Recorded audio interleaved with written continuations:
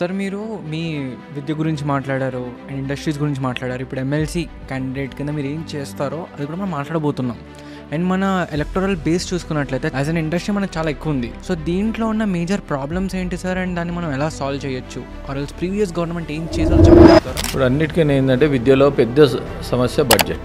ఈ బడ్జెట్ ఇంప్లిమెంటేషన్లో తెలంగాణ ప్రభుత్వం ఏంటంటే 3 లక్షల కోట్లు ఉన్నది. 3 లక్షల కోట్లలో నీకు 15% బడ్జెట్ అలొకేషన్ చేయాలి. గత ప్రభుత్వం ఇతర రాష్ట్రాలు తీసుకుంటే 18% ఉన్నాయి.